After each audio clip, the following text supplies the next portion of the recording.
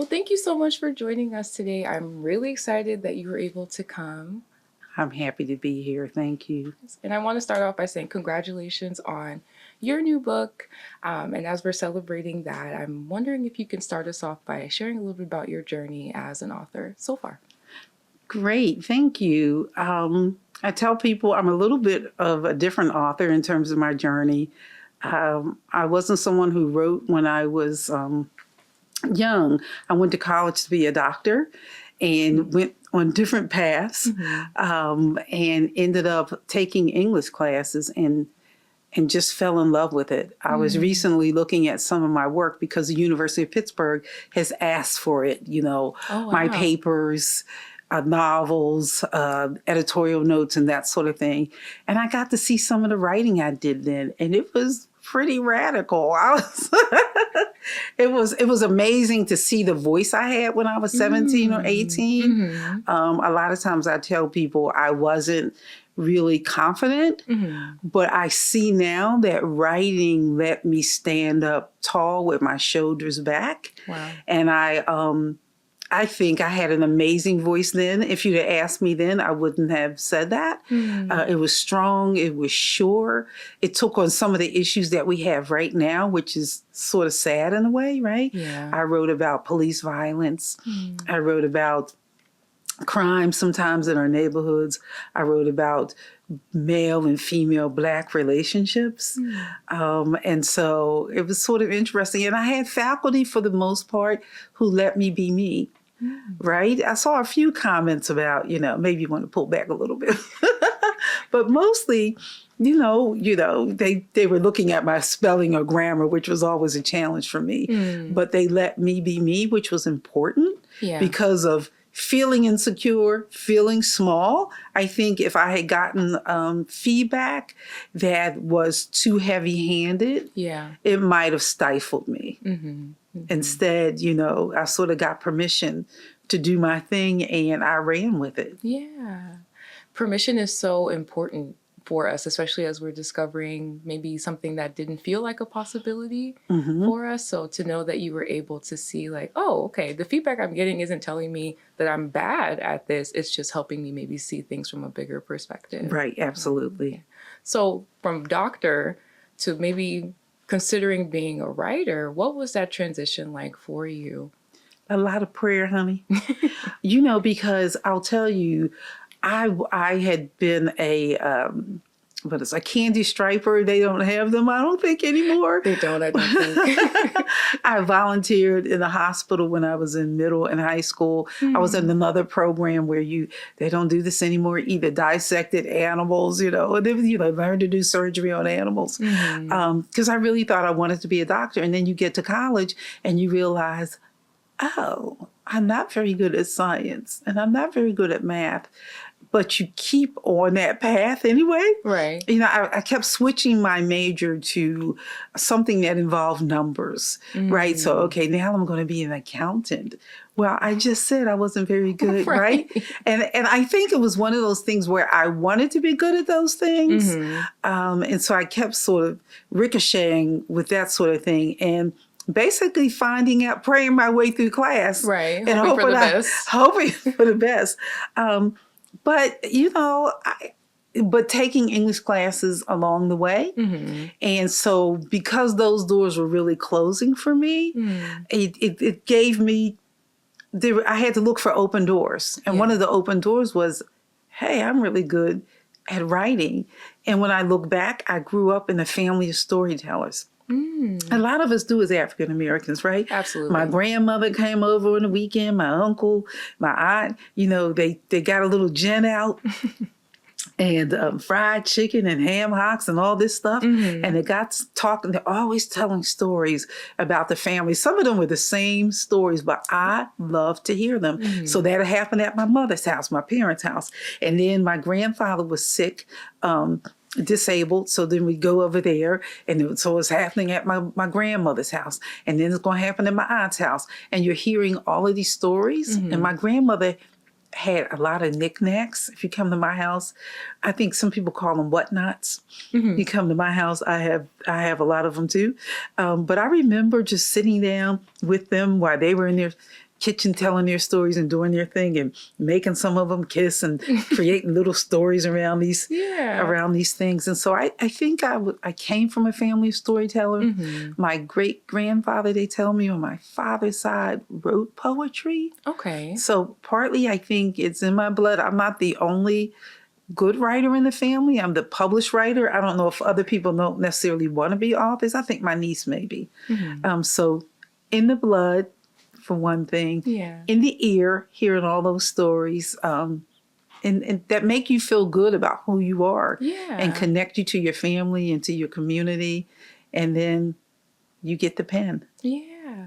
They're yours, right? The stories are yours, no matter who tells it. Right. You're able to feel that connection to them. And like you mentioned, it sounds like everyone was always telling a story. And maybe they possibly could have ventured off to be writers too, if someone told them, hey, I think you're a storyteller. I think you could really write. Or a different time and era, right? Or a different time and era. And so, yeah. So once you started to realize, okay, English is feeling more at home for me, where did you go from there? From there, my first job out of college was to work at a group home for young people. And I did that for a year. Then I worked with young people in foster care for 8 years. So I was a counselor, and I would go to 3 counties. It was a very small program, and it was intended to be small. So I saw some of my young people, most of them I saw once a week. I would see them in foster care. I would take them to the family visits. I would come up with treatment plans. I would sometimes go to court with them. If you had a problem with them in school, I was the one you called. And I know people say a lot of times, if you don't have children, you can't work with children. I was 23. Wow. And I was not only working with them, but I had to tell grown folk what, what I mean? What they were doing right or what they needed to do better or differently with the kids that were in their care. And just from writing, sometimes people will say, oh, well, is that how you got to writing about teenagers? That was my question. No. Yeah. Okay. If you look at my work from college, I was writing from a young person's perspective in college. I was telling stories from a teenager's perspective. Yeah. Yeah. And that is kind of where you stayed. It's where I stayed. I think it's my sweet spot. I tell young people, I think because partly middle school was mostly fine, but I think when you get to like 6th grade, especially 7th grade, you know how your mother and your parents say, oh, you're wonderful, you're gifted, you're talented, you're sweet, you're special. And you go there and kids look at you and say, yeah, but your teeth is crooked. Right?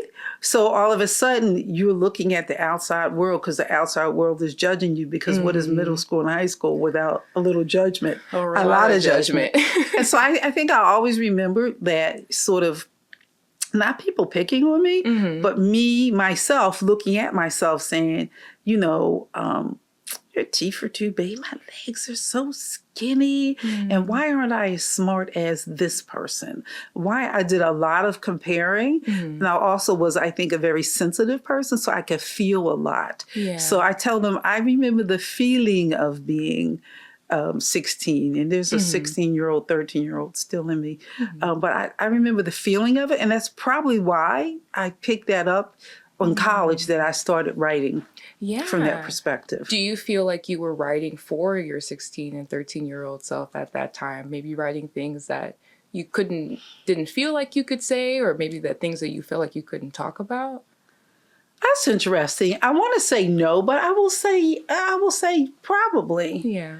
Probably, without consciously knowing it, that some of the stories I was writing were stuff that I might have been dealing with in my life when I was younger. If you look at The Skin I'm In, which is my most popular novel, about a dark-skinned girl who gets bullied and has to learn to like herself just the way she is. When I look at that, that feeling of Malika feeling small, feeling little, I not intending consciously to put that in there, but that is on the table, and that's something I struggled with. It's funny, about 10 years ago, somebody sent me a picture, and I thought, is this how I looked in college? walking down campus, I had an internship on campus, and the guy who sent me the picture was, was my boss at that time. Mm-hmm. And I thought, is this what I look to people? I mean, I reminded me of my father. My father walks very straight, head up. I look like the most confident girl in the world. I'm like, is that what people saw? Like, Because that's how I felt. Because I wasn't feeling that way at all. But because we talk a lot in our family, we have big mouths in our family, and it's not pretending or faking, but in the skin I'm in, Malika has these sort of dual personalities, Right? Where she is projecting to the audience in her head one way and showing up another way. Mm-hmm. And so that is a lot of probably what I did, but it's also a lot of what middle and high school students do. Absolutely. Absolutely. I feel like middle and high school is such an important time in everybody's life, but it's also one that's the most impactful, both good and unfortunately very bad. Mm-hmm. And it sounds like for you were able to really tap into that version of yourself in order to be able to tell the stories that you do tell. And I'm glad that you brought up The Skin I'm In, because yes, that book is, I think I read it at a time where I was still trying to figure out what my reading style was as I was like aging into like adulthood. And I'm wondering for you, what was the process of writing that book? What parts of yourself do you feel like you were able to bring into it? And what parts of it do you feel like kind of just came as you were writing? I tell people, without my daughter, there is no skin I'm in. I gave birth to a beautiful, dark-skinned baby girl. And I think you asked me earlier about my writing and things like that, style. When I was writing from my 20s to when I gave birth to her, it's 33. I wrote when I wanted to. I didn't write when I didn't feel like it, and it was all about how I felt. So it was like, okay, I'm writing today. Mm-hmm. I'm writing this week. I'm writing this month. And if you say, hey, how's that writing going? I'd be like, oh, I haven't written in 3 or 4 months. And it didn't bother me. And I wasn't, and then I started doing some nonfiction. Mm-hmm. I might write for a publication 3, 4 times and then sort of skip off to something else. So that was sort of my writing style. And then Brittany came into the world, and it was like kismet, fate, right? I started telling her all kinds of stories about dark-skinned girls. They could fly, they could solve crimes, they can do all those verbal stories. Mm-hmm. But then it eventually led to The Skin I'm In, not her story because she was still too young for those experiences. But it also sort of helped me synchronize like how I showed up for writing. So I started getting up like 3 or 4 in the morning, write for an hour, go back to bed, get my daughter up, go to work, blah, blah, all that stuff. Mm-hmm. I decided, I think I joined a writing workshop for a little bit. Okay. I won a scholarship to Highlights for Children. I entered the August Wilson short story contest and won. I won there was a different category, so I can't remember what category I won for, but I won that. Mm-hmm. And so you're getting all this reinforcement.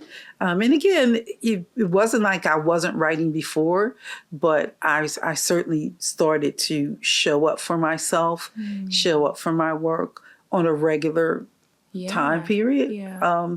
And so that's sort of how The Skin I'm In sort of came to being. Most of it was really showing up. Yeah. Process, sometimes people scratch their head when I talk about my process. I know very little about a book when I start. So I knew I wanted to write about a dark-skinned girl, and that's really it. Mm-hmm. And on the first page, a teacher shows up. Now, we'll say that I had written maybe a year or 2 earlier this story that nobody will ever buy called Morning Mama. And I remember this teacher was as tall as a chain link fence, right? And so years later, I realized, so you took her from there, because Ms. Saunders is very important to the book. Right. She gives Malika an assignment that helps her develop her writing and her love for writing, but also helps her start to tell her own story through a character she creates. And so, I got lost for a second. That's okay. So anyway, so that character Morning Mama ended up being Miss Saunders. Mm-hmm. But I didn't expect her to show up. She shows up and the bully shows up on the third page. So I'm really good about giving my characters room and space and sort of following them. Yeah. And I think when people hear that, they sometimes might think there's no crafting involved, or it's just, but there is a lot of crafting. There's a lot you're of describing rewriting. craft, yeah. Right. There's a lot of rewriting. I tell people there are two kinds of writers. The ones that sort of, maybe they're more plot their way through and plan their way through an outline. And they're the kinds that are sort of by the seat of the pants. I'm not sure seat of the pants people get enough respect, because a couple of times I've been at conferences on panels with writers who have sort of said little snarky things about the seat of the pants people. Like, oh, I don't have time to be lost. Well, I don't have time to be lost either, honey. This is how I write. Right? And this is how I produce. And I think both people are scared. Yeah. Right. You're scared. So you need to know every step of the way that you can in the beginning. I'm scared because I don't want to look down the road. To look ahead is frightening to me. It is easier if I can just experience that thing. And be on the journey. With, of course, you got to rewrite, every maybe 3-4 chapters, 5. Go back, you're rewriting, you're sort of painting to make sure you can see clearly what's going on. Creating, scenes and figuring out character traits and personality. You're doing all that, but I'm, sort of following the flow. And I think it's one reason why my work, I think, seems so spontaneous for young people. A lot of times, like, I didn't know, I was holding my breath. It looks like a movie. And it's like, yeah, that works. Right. That was the plan. Yeah. Something that you mentioned earlier, that really struck me was when you said that, writing before you had your daughter was like something that you did. Either you were feeling really inspired to do it every day or once a month, and then sometimes you wouldn't do it for months. And then when you had your daughter, something changed. You mentioned that you started showing up for yourself. How does writing and showing up for yourself, how does that, I guess, how can I put this? It sounds like they're one and the same for you. Like showing up for yourself means that you're writing. How were you able to piece those two together? I think it took me a while to piece those two together. And I'm just not sure I noticed it for a while. Again, you're living your life. You're a mom. You're a single mom. There's a lot of work to do. But I think I know that writing became important enough for me to show up, and important enough for me to show up for myself. And the more I wrote consistently and got awards and got recognition, I think the more I showed up for myself. Not because I needed recognition for it, but it was the work. And it was discovering myself along the way. When you feel small and when you feel little, part of that is you don't necessarily want to be in the light. I tell people, I didn't ask for the light. God gave me the light. I would have been like perfectly, let me just say, after I left working with young people, I went to the University of Pittsburgh to work in public relations. And that might seem like a big jump, but I remember getting a book from the library because I was like, at that point, I think I said, I'm 30. I really want to write. So it goes in my mind too, to say, okay, I really want to write. And then this job showed up. I had done an internship there. And I'll just say this, I tell everybody, they really believed me when I said I knew how to write press releases. I had done that in an internship 10 years ago. And I told them that, but I had breadcrumbs. So even though I was writing periodically off and on, in a way, I was still showing up for myself because I tell people, if you drop enough breadcrumbs, you look back, there is evidence. That you've been somewhere and you've accomplished somewhere. So when I was at the University of Pittsburgh, I'm laughing, I wrote for the school newspaper twice. Okay. Right? And I'm laughing because one day somebody called me for the 100th anniversary of the newspaper. Mm-hmm. And they said, oh, we want to interview you because we heard you wrote for the school newspaper and now you're doing so well. And I just start laughing. I said, I only wrote twice, right? And I think I wrote for the evening paper twice. I got out and I wrote for a community paper once. And then I wrote for these people 3 times. And, I was like skipping all over. But when I looked back and I had to apply for that job, I was able to look back at those breadcrumbs and say, well, wait a minute. It might have been 1 here, 2 here, 3 here. Right. But let me tell you something. Those things added up. And the proof is at the breadcrumbs that I have dropped along the way. And so I was still, I guess, even when I wasn't producing the work as much,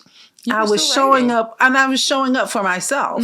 I think my daughter, what she did was probably her birth helped me sort of get more disciplined, showing up for myself more regularly as a writer and an author, and deciding to, venture out a little bit more. I mean, like you mentioned, right? When people do have children, you have to be intentional about the ways that you show up for yourself, because if you don't, then you simply won't, because there's so much to do now that you're a parent. Right? And I don't know that I would have shown up for myself if I were married. Not to say that people, as a writer, not to say that, of course, people do it all the time. I know a lot of married couples, and one or the other or both are writers. But I think for me, I don't think I could have pulled it off. I think, back then especially, a little could be scattered. And I think it would have been too much. I think I would also come from a generation where I might have said, okay, I'm going to have to sacrifice this for being married, being with a husband. Maybe I would have wanted more children. And so I think for me, having it just be me and her, I could pull that off too. Yeah, no, that's a really good point, right? It's just a different life trajectory. Right. And it sounds like in being able to have your daughter, you're able to still make that space and make your dream a possibility. When I got up at 3 or 4 in the morning, I didn't have anybody to say, listen, because I could be noisy. Don't go in the hotel with me, please. It's like, I could be, I'm in a hotel room on the road. Sometimes I get up at 4 o'clock in the morning. I'm opening and closing doors. You don't want to be there with all that. And so I think it just worked for me. Yeah, absolutely. And it brings me to my next question of, what does showing up for yourself as a writer look like for you now versus what it did then, right? I think it's writing, 5 hours a day. Wow. It is doing research when I have to do research. It is going on school visits and answering, TikTok and all of that stuff, because that is part of showing up for yourself as an artist and a writer today. You can't sort of get away from some of that. I think it is me finally saying, I am damn good at this. And it took me a long time to do that, because for years, if you had asked me, for years, you might not know I wrote The Skin I'm In, because I wasn't somebody that felt compelled to say what I did for a living, per se. It would be other people around me saying, you wrote that book, or what, you wrote that book. And again, if you feel small, if you feel little, you can feel uncomfortable. It doesn't, and if you haven't asked for the light, like I said, if I knew, like I worked for the University of Pittsburgh, I did public relations. I was there for like maybe 20 years. My job was to put other people in front of the camera and get them interviewed. But there was times I should have been like the person speaking, and I always found a way. And I ain't trying to do that. And I think even though I went to author talks, I didn't go to a lot, but I went to some. I still didn't realize until I'm like, you want me, I got to do what? And I really think that if I knew that, that's where, when I say about focusing in this space, I'm sort of right here. I'm very present and stuff. But if I had done like some people who like, let me look up the road at my future. I want to dream about this. I wasn't that dreamer person, other than I wanted to be a doctor, but I didn't look up the road far on that too. That I think I would have been like, what's up that road? Like, you have to go and speak to 1,000 children. You have to go and do what? Oh, I'm not going to do that. I think I would have found a way. that's probably why God gave me the brain I have. He's like, girl, don't let her look up the road. Just let her look at today. Right? Look at the page she's on. Right. And when she gets to the end of the road, then we'll deal with it. Right. And so when it came time to like go on the road or whatever, it's like, oh, okay, I'm going. And it was the same thing when I started working with children. I know I'm jumping around, but when I started working with children, I got a job. I went for the interview. That's the very first one when I was working with foster kids. Okay, went for the interview. My coworkers laughed at me for years, and they said, "Oh, you need to know how to drive, and you need to have a license." I didn't have either, and I said, "I'll have it in a month." And they were like, okay. And later on, my coworkers was like, we work in 3 counties. We can't believe they hired you. You didn't have that things. And I just said, okay. And I didn't think, at that point, I don't worry about stuff. When I'm like, oh, yeah, that's fine. That's that not looking up the road. Because if I looked up the road, I wouldn't have done it. Yeah. And it's like, oh, yeah, that's fine.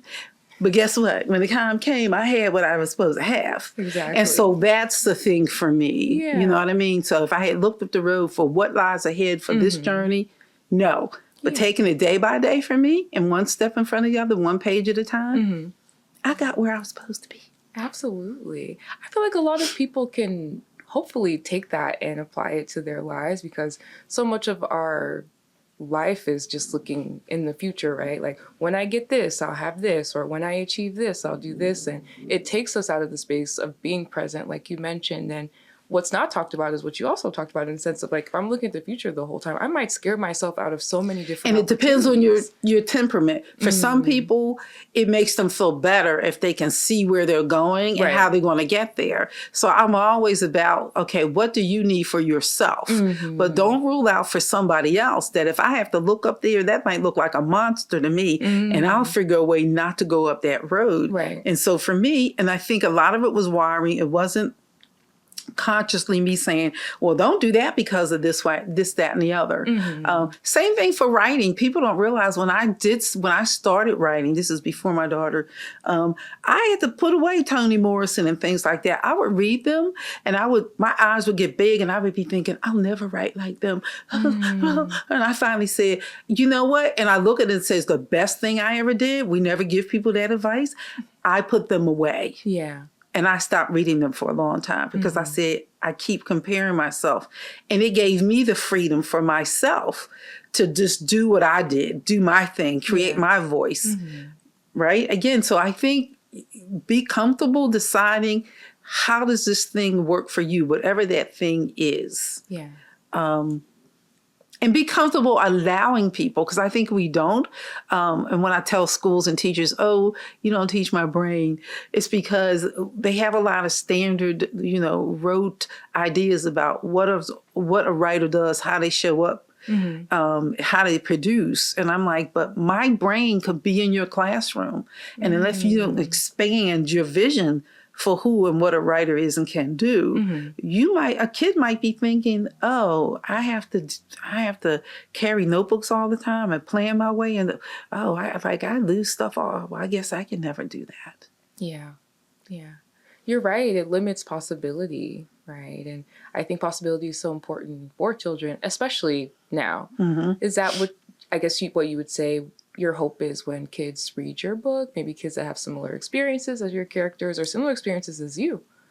I'm always hoping that they see themselves in my work, and they found the space to be who they are without judgment in my books. I think that's why a lot of, especially with the skin I'm in, young people feel transformed or say they were transformed by the text. Because for once they can say, oh, wait a minute, I didn't know anybody else was like me, either being bullied or teased or felt small or felt little or was going through this or that.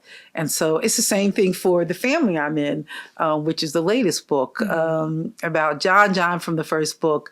It's about 2 boys, their fathers, and one long hot summer, and John being a quirky, nerdy boy who wants to be kissed or get a girlfriend for the first time, and having a dad who really loves him, who's a community hero and a mentor, but sort of is the manly man and would like his son to like stop getting beat up, you know, like, you know, just go get a girlfriend. Why don't you be more like me? And it's about Caleb, who loves his father and has a great father as well, but his dad is ill and he wants to fill in his footsteps. They go in his footsteps.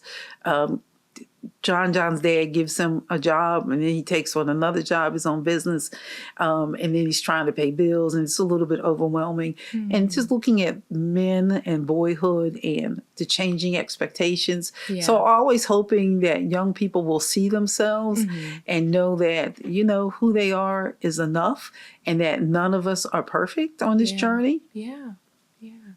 And it's those sentences they sound so like, just like, of course, yeah, those are things that everybody feels, but it's not, right? I think it's a great reminder, and it's important to be reminded of that, especially now, and especially for kids, right? Because they live in a world that is very complicated. It's a very complicated world.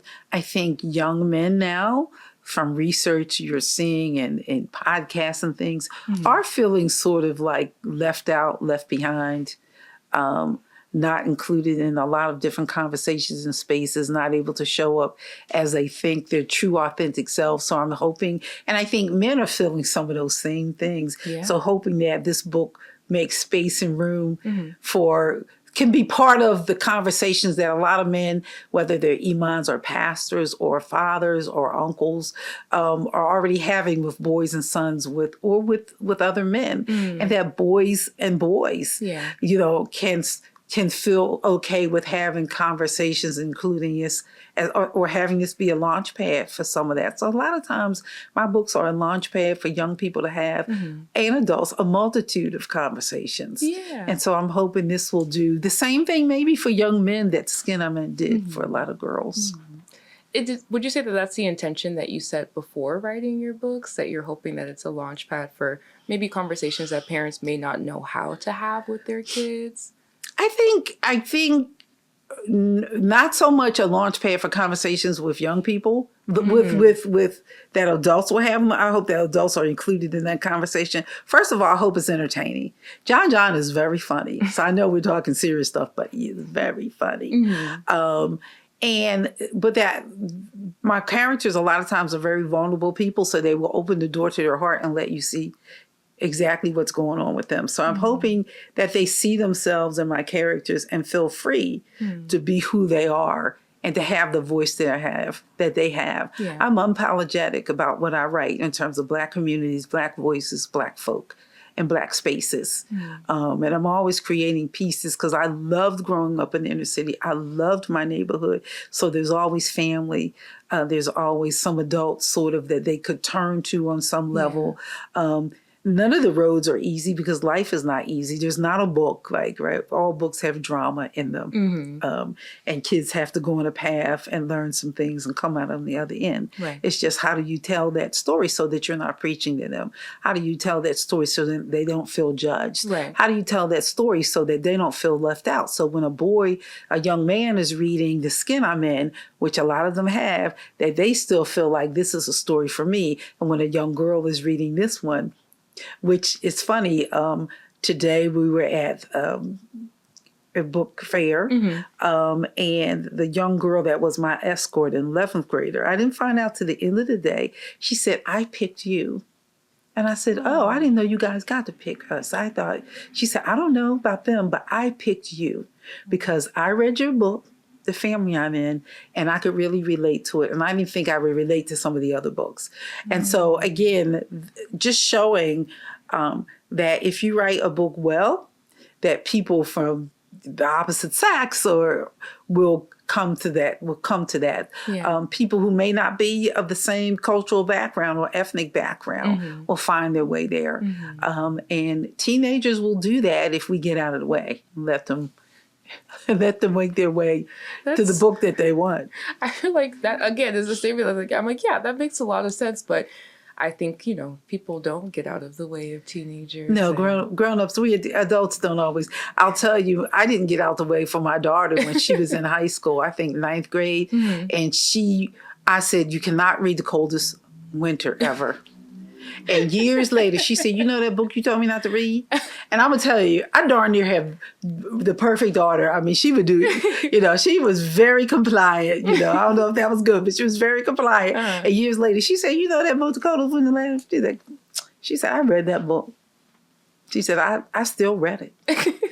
Right? So it just means that you're not included in the journey with that book, right? They might find their way to it anyway. You're not included, so your view or your impact or your comments or whatever, your values for your are not going to be part of that discussion, right? Because they're going to read it with their friends or something. Right. I mean, I also read it at that time too. I loved it. I read it at the time. I loved it. I mean, I feel like it was important for the time that it came. It was important for the time. I loved it.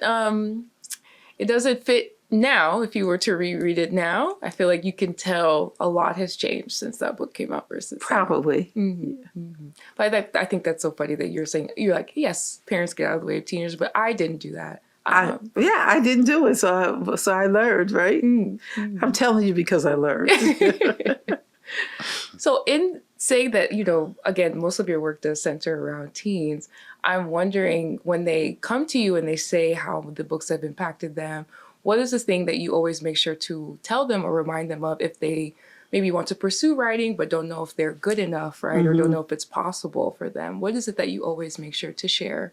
Well, a lot of times young people come to me and they'll ask about the writing process. They like, well, how do I get published? Oh. And I tell them, your cat can be published. This is America, and I just said it to a young girl today. Mm. And so I said, well, write, have fun with it. Mm-hmm. Every story doesn't need to be finished because they get hung up on, I just can't figure out that every story will teach you something about writing, right? So write a short story, and if you've worked on it and you can't make it work, okay, go to another short story. Go read. Go write a novel. If that's, some of them have written 300-400 pages. It doesn't have to be great. That remember you are learning how to write. Right. And it might take you years to be published. A lot of them don't want to hear that. But it might take you years to be published. But you can also enter contests in libraries. You could form a writer's club in your school if you're interested. If you want to write, you don't want to be in isolation and you want some feedback. Mm-hmm. It's okay to form a writer's club. Give your work to someone that's not going to leave you bloody and bleeding on the floor. Mm-hmm. That's important because we can sometimes give our work to people. I did that once to an editor because I went to a highlights conference and they gave you a mentor. And after it was done, I sent her this novel. And when I say that was so bloody and red, I couldn't even look over the stuff to make sense of it. And then when I won the Coretta Scott King New Talent Award for the skin I'm in, she came up to me and said, I'm so sorry. And you know what I told her? I said, you shouldn't be. That one of my gifts is dialogue. I do that very well. It was 90% dialogue. I said, you can't have a book that's all dialogue, right? You have to have some prose in there. You have to. And so I said, so you did me a favor in a way. It didn't feel good. Right. I don't think you should leave people bloody on the floor like that, But in hindsight, I realized, when I finally could look at it a little bit, I was like, oh, girl, this is just all dialogue. Quote, quote, quote, 1,000 pages of quotes or something. And so, so those are some of the things I try to tell them. Yeah. And I try to say, have fun with it because I think that we don't talk about that with young people with some of the gifts that they have. Yes. It's a lot of pressure. It's show up, perform, do. Right. Are you having fun? Be the best. Be the best. Yeah. And if you don't want to do it in terms of then don't do it. I have to have that conversation with their parents too. She's really gay. She's really gifted. She should be writing. Please tell her to write. And I'm like, maybe she doesn't want to write. Maybe her gifts will find her in 10 years. Yeah. And a lot of parents don't want to hear that because it's no, let's get this moving now. Yeah. I feel like that's a whole other conversation. It is. But I'm glad that you mentioned that. Yeah. I must say that it's been wonderful sitting with you so far. I feel like you mentioned that there's so many storytellers in your family, but I think you are an absolutely amazing storyteller. I feel like I know so much about you. I was able to walk on this journey with you, and I Thank want to you. say thank you for that. I really appreciate you being so open and honest. And I always end the show by asking one last question. And that question is, you talked about her before, the 13 and 16-year-old version of you. I'm wondering, what would that version of you think of your books today? I think she would say, wow, we did it. We did it. Yeah, Yeah. it's beautiful. Thank you. Thank you. Thank you so much. Thank you. I appreciate it.